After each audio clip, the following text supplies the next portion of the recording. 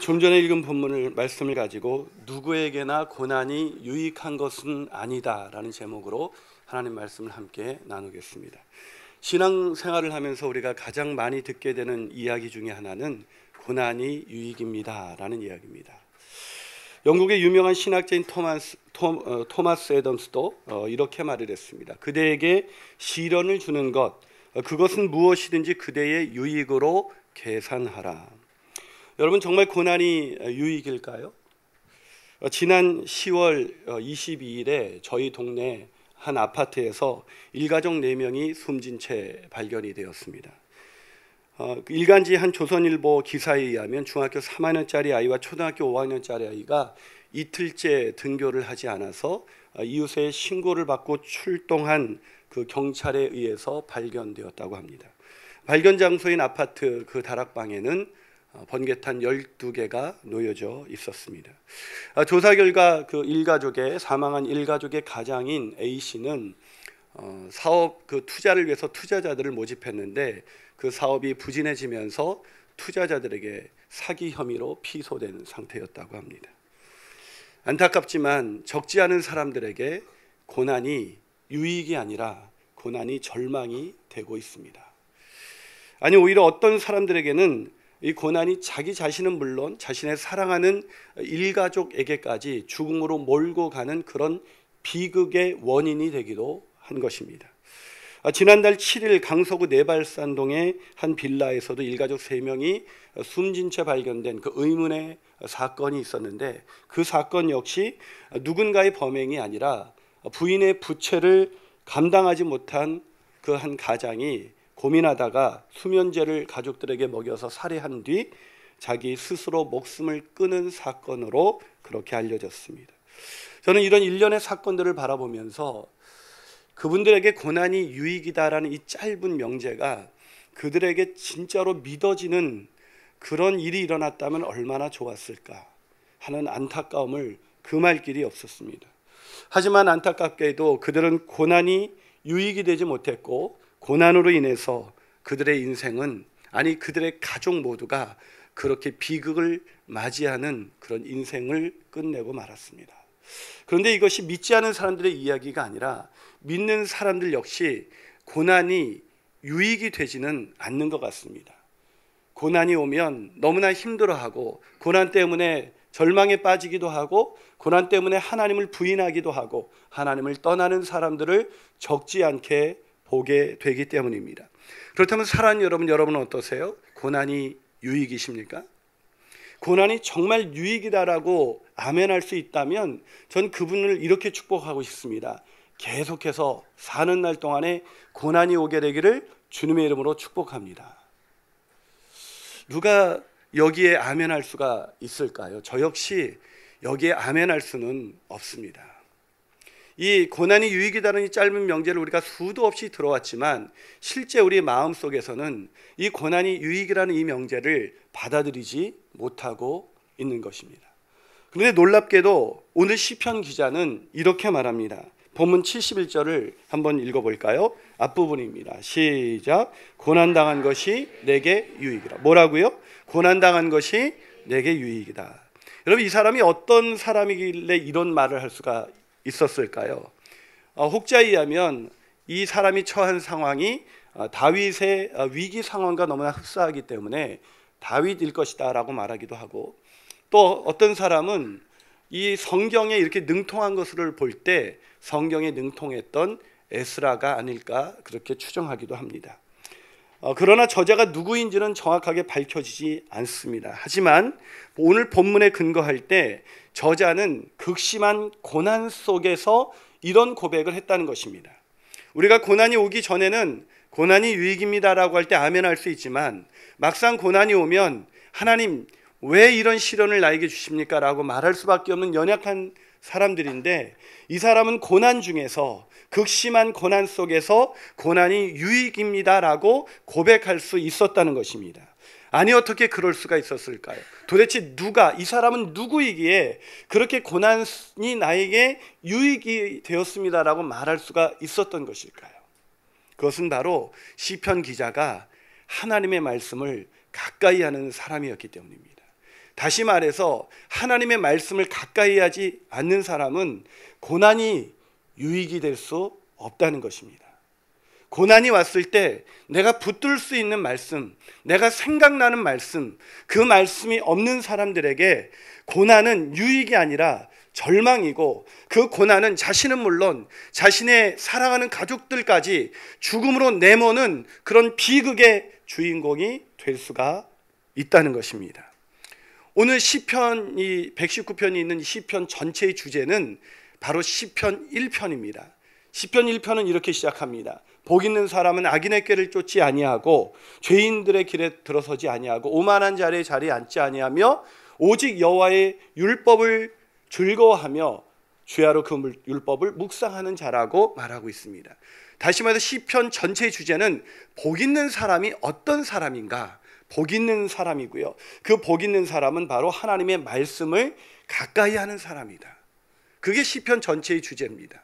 그리고 오늘 시편 119편은 시편 저자가 그 주제를 자세히 설명하다가 복 있는 사람은 말씀을 가까이 하는 사람이고 그 말씀을 가까이 하는 사람이 어떤 복을 얻게 되는지 쓰다 보니까 한두 끝도 없이 길어져서 성경 중에서 가장 긴 장이 바로 시편 119편이 된 것입니다.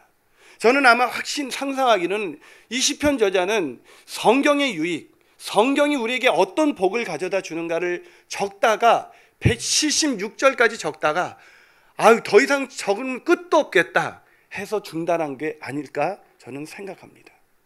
성경은 우리 인생에 수많은 유익을 주지만 고난마저도 유익으로 바꾸는 놀라운 능력이 있는 것입니다. 그러기에 저는 오늘 말씀 앞에서 다시 한번 고난이 유익이 되는 그런 놀라운 체험을 하게 되시기를 주님의 이름으로 축복합니다. 자, 그렇다면 이 고난이 우리에게 어떻게 유익이 될 수 있는 것일까요? 첫 번째로 고난은 말씀을 제대로 배우게 만듭니다. 말씀을 제대로 배우게 만듭니다.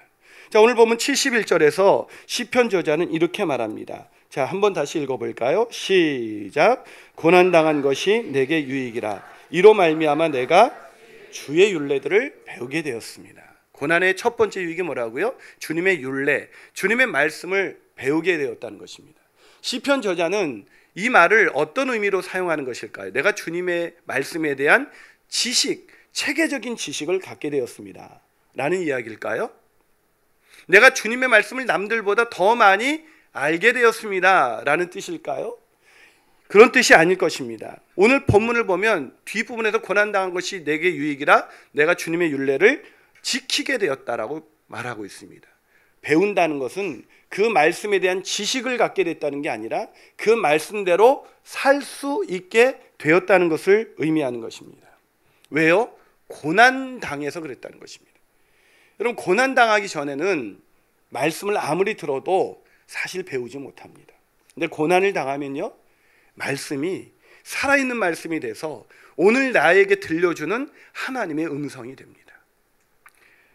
한 집사님께서 훈련 중에 우리에게 이런 간증을 했습니다. 고난의 처음 시작은 고통 그 자체였습니다. 말씀이 없었던 난 찾아온 풍랑에 불안과 공포의 두려움에 떨 수밖에 없었고 답이 나오지 않는 현실 속에서 속절없이 울고 또 우는 것밖에 없었습니다. 배우자의 질병으로 인한 가정의 파괴, 물질의 어려움으로 인한 의식주의 고통, 자녀 양육의 문제, 직업 등 찾아온 고난은 죽을 것 같은 상황 속으로 나를 빠져들게 만들었습니다. 하지만 한편으로 고난은 하나님을 붙드는 도구가 되었습니다. 그때 살 수 있는 유일한 돌파구는 하나님 한 분뿐이라는 생각이 들었고 하루하루 버티며 살 수 있는 유일한 통로가 되었습니다.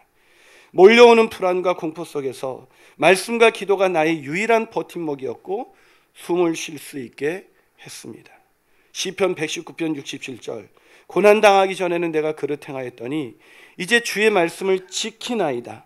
고난당하기 전, 실패하기 전에는 하나님의 말씀에 귀를 기울이지 않았고 하나님의 뜻대로 살려는 생각조차 없었습니다.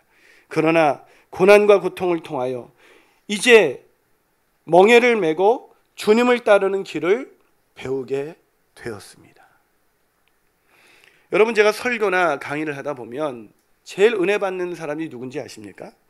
똑똑한 사람, 말씀을 많이 하는 사람이 아니라 고난당한 사람들입니다.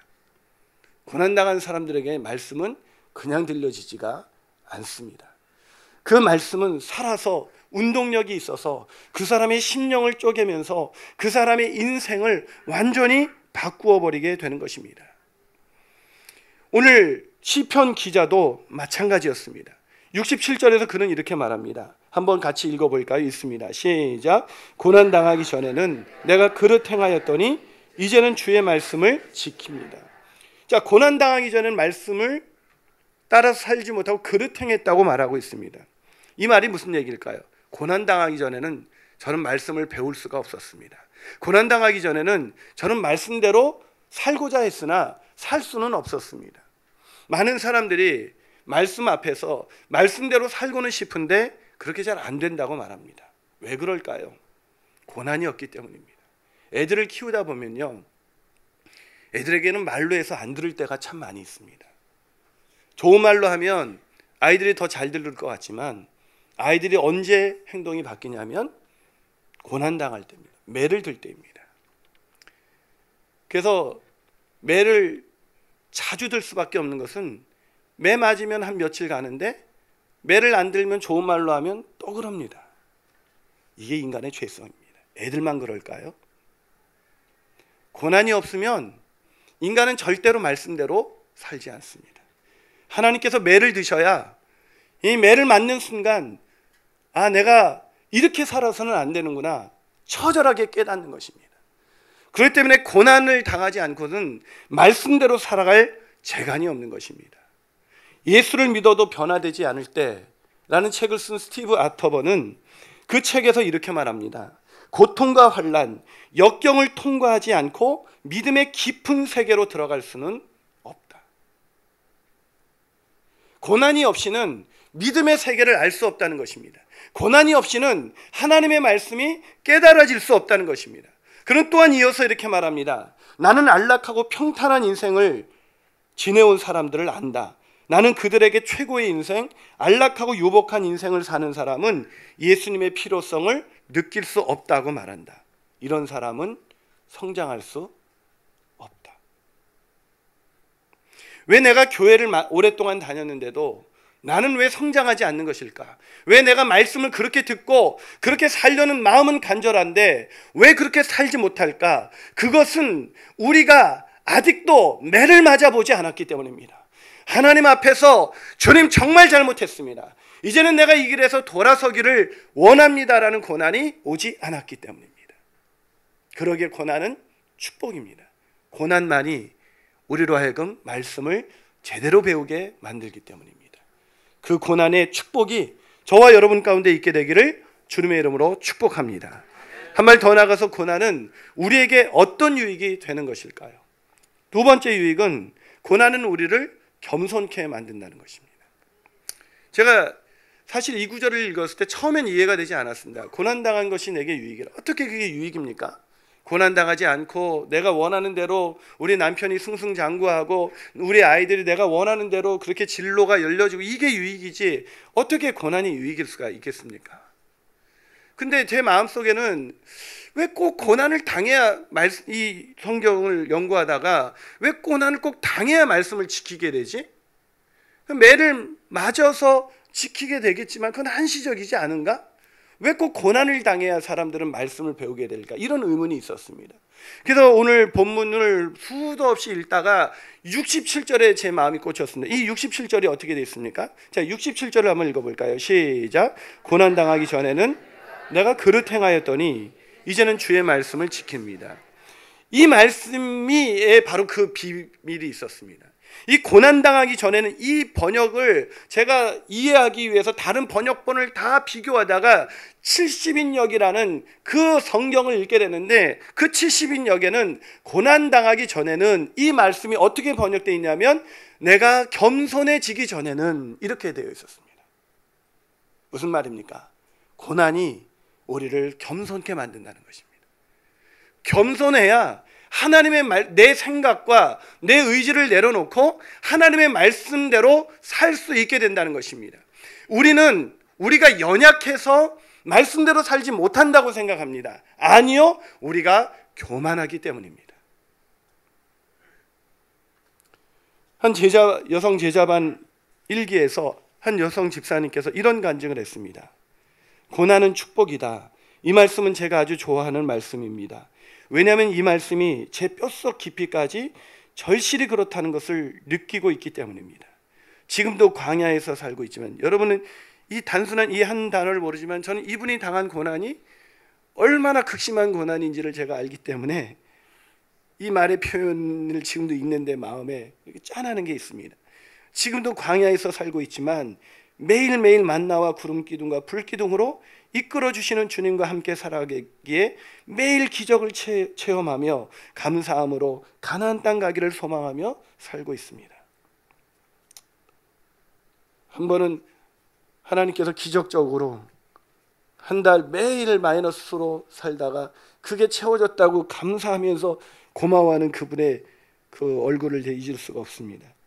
만일 IMF 때 사업이 잘못되지 않아서 경제적 어려움을 겪지 않았더라면, 어릴 때부터 영재라고 불렸던 큰아이를 비롯해 아이들이 모두 다 원하는 스카이 대학에 들어갔더라면, 내가 시작했던 일들이 다 잘 되고 남편의 가게가 엄청 잘 되었더라면, 아마도 하나님을 잘 믿고 있다고, 신앙생활을 열심히 하고 있다고 착각하면서 저희 교만과 자만심은 하늘을 찌르고도 남았으리라 생각하니 참 아찔합니다.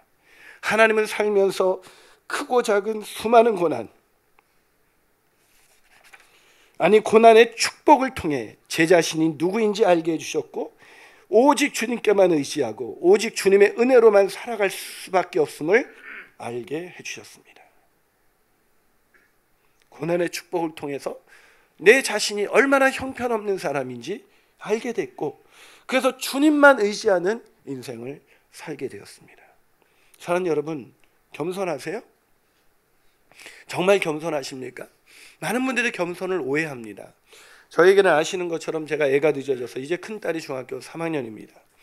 이 녀석을 제가 어릴 때부터 좀 그 자존감을 높여주려고 너 이렇게 예쁘게 생겼냐고 날마다 그래줬더니 지가 진짜로 이쁜 줄 압니다. 그래가지고 아, 얘가 진짜 이쁜 줄 아는구나 이렇게 생각하고 있는데, 어느 날 지 동생에게 이렇게 타일리듯이 걱정하면서, 야, 우리 가족들은 다 그런 대로 잘 생겼는데 넌 어떻게 우리 가족에서 유일하게 이렇게 못생겼니?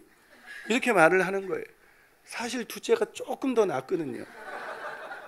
근데 그 둘째에게 너 이렇게 못생겼냐고 걱정을 하면서 너 왜 이렇게 못생겼냐고 그러는 거예요. 그래서 제가 어느 날 외모에 대한 얘기가 나서 며칠 전에 너 그때 세진이한테 이렇게 얘기했잖아요.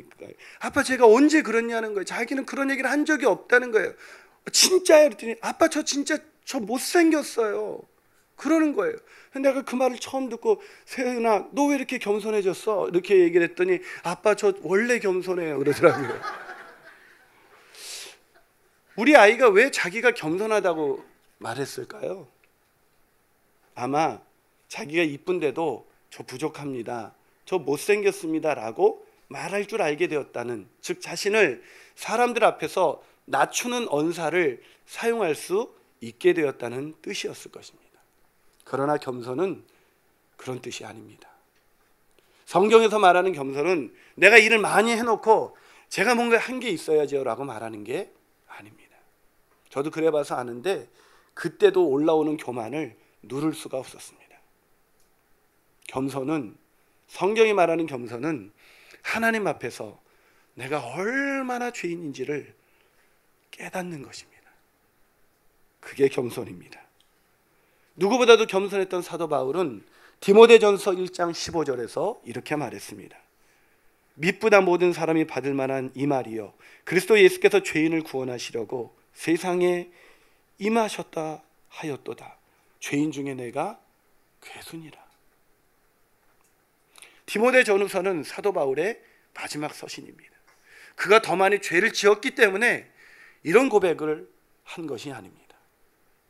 생각할수록 죄인을 구원하시기 위해서 이 땅에 오신 하나님, 그 앞에서 자신의 본성을 드러내보니 자신이 죄인 중에 괴수라고 고백하지 않을 수가 없었던 것입니다.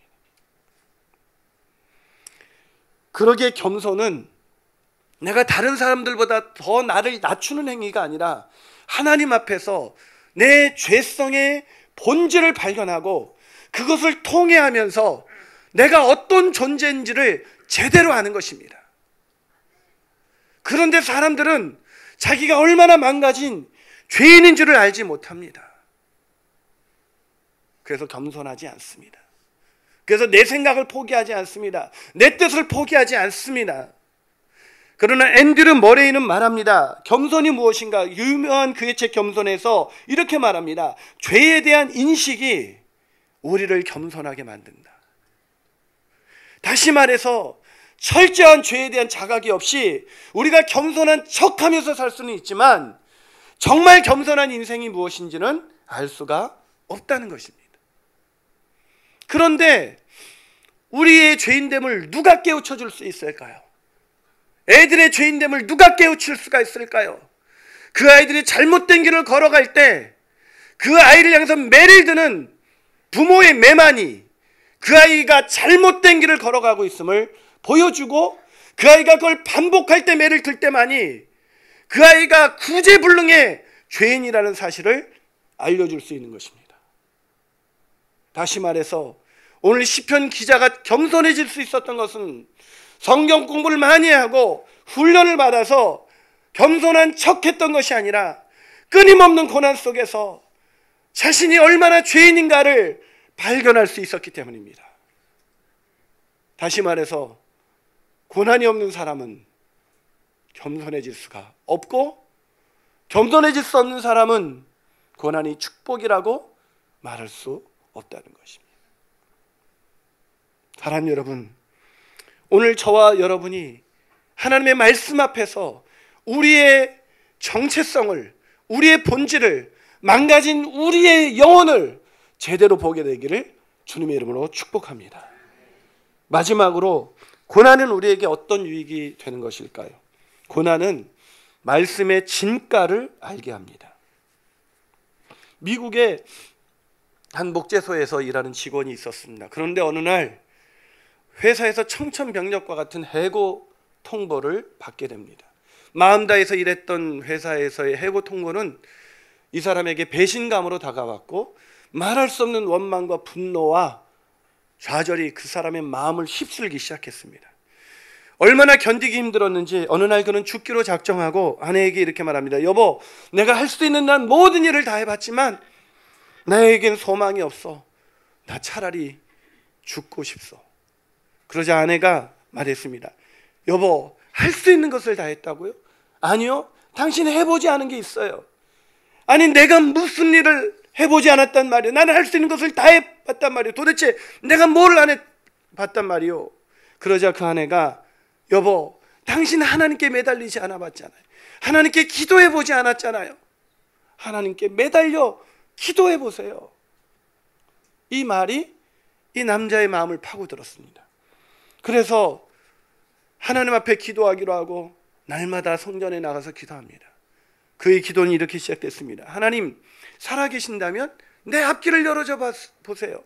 하나님, 살아계시다면 나를 쫓아낸 그 제재소의 그 사장에게 내가 복수할 수 있도록 보란듯이 내 인생을 한번 일으켜줘 보세요.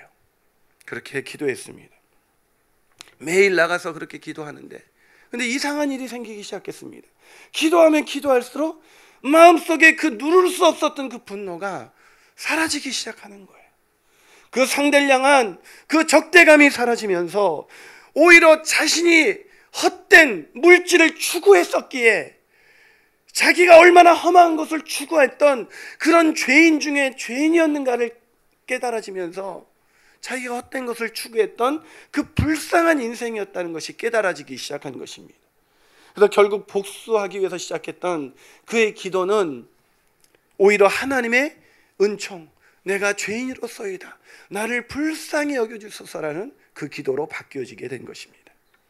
그리고 그렇게 기도하는 중에 뭔가 새로운 일을 시작해야겠는 소망이 생겨서 뭔가 일을 시작하려고 했다가 이렇게 작은 깨끗한 호텔을, 숙박업소를 하나 지었으면 좋겠다는 생각이 들었습니다.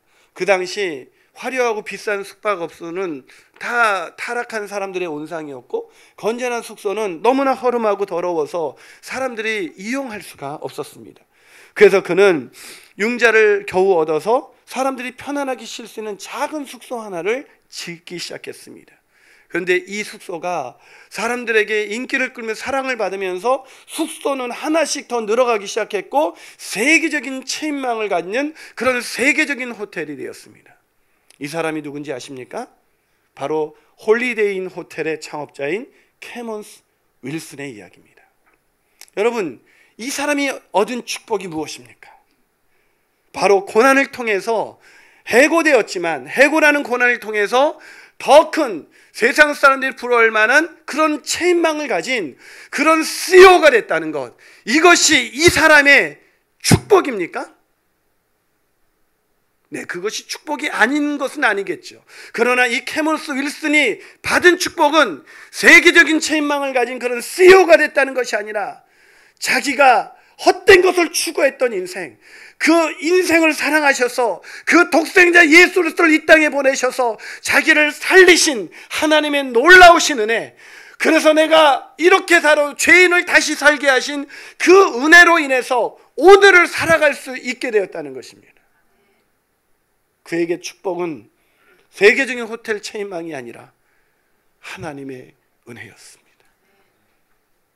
사랑하는 여러분, 그것은 오늘 시편 기자도 마찬가지였습니다. 오늘 본문에서 고난이 유익이라고 말하면서 그는 그 유익의 근거로 내가 예전보다 더 잘 살게 되었습니다, 내가 예전보다 더 부유하게 되었습니다 라는 고백은 단 한마디도 없습니다. 그는 오히려 이렇게 고백합니다. 오늘 본문 69절에서 70절을 한번 읽어볼까요? 있습니다. 시작. 교만한 자들이 거짓을 지어 나를 치료하였사오나 나는 전심으로 주의 법도를 지키리이다. 그들의 마음은 살쪄서 기름덩이 같으나 나는 주의 법을 즐거워합니다. 그들은 교만해서, 아니 마음이 살쪘다고 말합니다. 세상의 형통으로 인해서 잘 먹고 잘 살게 되어서 마음에 살이 찔 만큼 교만해진 그들, 내가 열심히 일해서 이만큼 살게 되었지, 세상의 형통을 누리고 있는 그들을 부러워하지 않으며 나는 오직 주님의 말씀을 즐거워하는 인생의 길을 걸어가겠다고 오늘 고백하고 있습니다. 아니, 그는 본문을 이렇게 마무리합니다. 오늘 본문 72절입니다. 같이 읽습니다. 시작. 주의 입의 법이 내게는 천천 금은보다 좋으니이다. 주의 법이 그 교만한 자들, 세상에서 형통한 자들이 갖고 있는 그 천천 금은보다 주님의 말씀이 내게는 더 가치가 있습니다. 사랑하는 여러분, 어떻게 이런 고백이 가능할 수가 있었던 것일까? 그것은 말씀을 읽고 묵상했기 때문입니까? 훈련을 받았기 때문입니까? 아니요.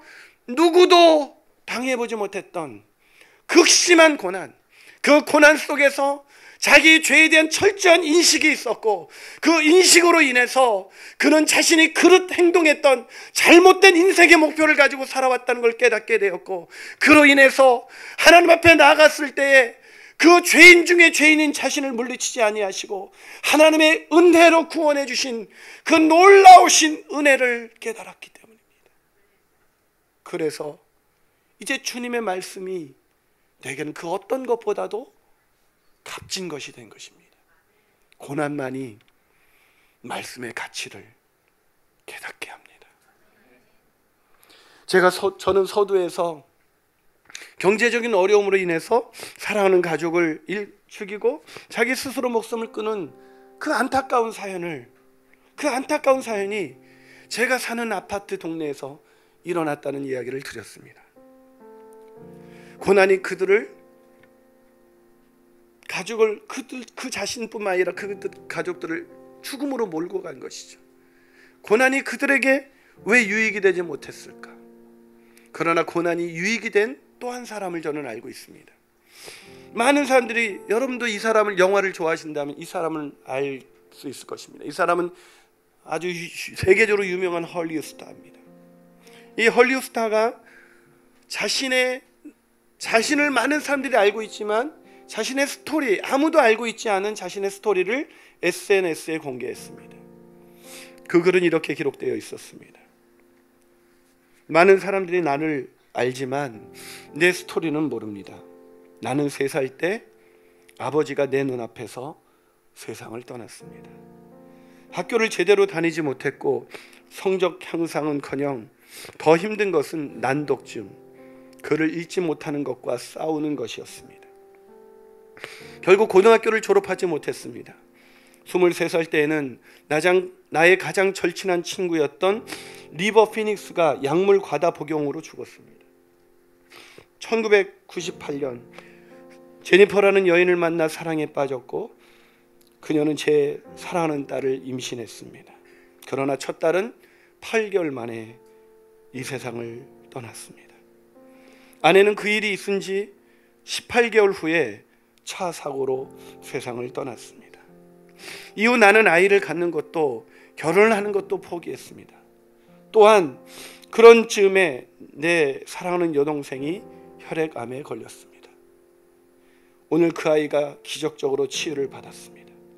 이후 나는 영화 매트리스에서 번 수입의 70% 이상을 혈액암 치료를 위해 전액 병원에 기부했습니다. 저는 헐리우드 스타 중 집이 없는 유일한 사람입니다. 매니저도 없고 보디가드도 없고 화려한 옷도 없습니다. 지금도 지하철을 타고 다닙니다. 그러나 나는 이 비극의 순간에서조차 영롱한 사람들은 빛을 발한다고 믿습니다. 우리 인생에 무엇이 닥치든 우리는 그것을 극복할 수 있습니다. 인생은 살만한 가치가 있습니다. 이 사람이 누군지 아십니까? 그 유명한 헐리우드 배우 스타 키아누 리브스입니다. 많은 사람들이 이 키아누 리브스의 글에 댓글을 달기 시작했습니다. 그리고 그 댓글은 그 극심한 고난을 유익으로 바꾼 한 인생에 대한 존경과 감동의 글로 이어졌습니다. 그는 영롱한 사람들은 빛을 발한다고 믿는다는 그 자신의 고백대로, 자신의 믿음대로 수많은 비극의 순간에서조차 수많은 사람들에게 빛을 발하는 인생을 선택했습니다. 그리고 그는 지금도 헐리우드 스타로 빛나고 있는 것이 아니라 고통의 순간에 우리가 얼마나 살만한 가치가 있는 인생인가를 보여주는 진정한 별이 되었습니다. 사는 여러분, 고난은 유익입니다. 고난은 축복입니다. 말씀을 가까이 하는 사람에게만 유익입니다.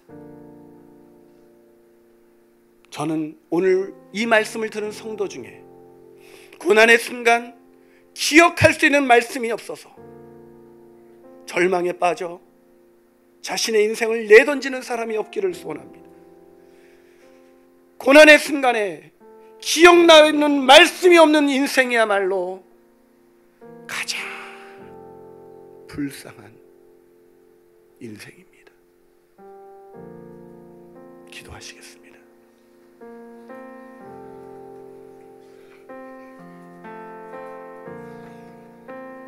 사랑하는 여러분,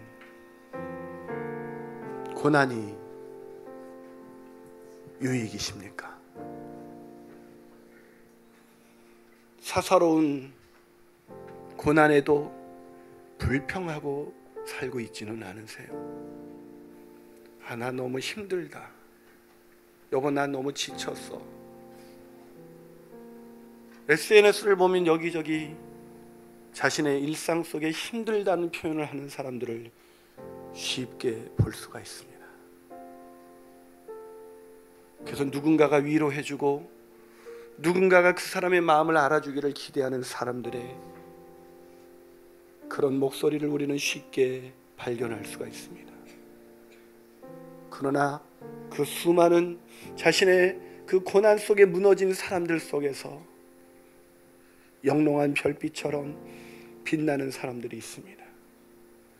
그것은 고난 속에서 하나님의 말씀으로 인해 자기가 얼마나 죄인인지를 깨닫고 더 이상 헛된 것을 위해서 살지 않고 자기에게 주어진 하나님의 은총에 감사하면서 오늘을 사는 사람들입니다. 안타깝게도 교회 안에서도 표정이 어두운 사람들을 봅니다. 고난으로 인해서. 목사님이 내 고난을 알아요?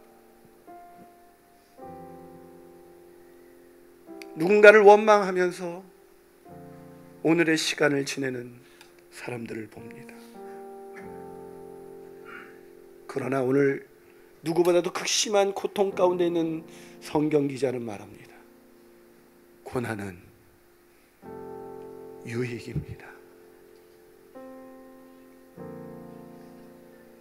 이제 더 이상 고난 가운데 우리 인생을 그렇게 망가뜨리지 않았으면 좋겠습니다. 수많은 근심과 걱정과 염려가 있다 할지라도 오늘 우리가 아까 불렀던 찬양처럼 주 안에 있는 나에게 딴 근심 없습니다. 오히려 십자가 밑에 나가 헛된 것을 추구했던 내 짐을 풀어놓습니다. 그러기에 오늘도 주님을 찬송하면서 이 길을 걷기를 원합니다. 그런 믿음의 길을 함께 나서지 않겠어요? 우리 이 찬양 부르면서 주 안에 있는 나에게 이 찬양 부르시면서 나가겠습니다.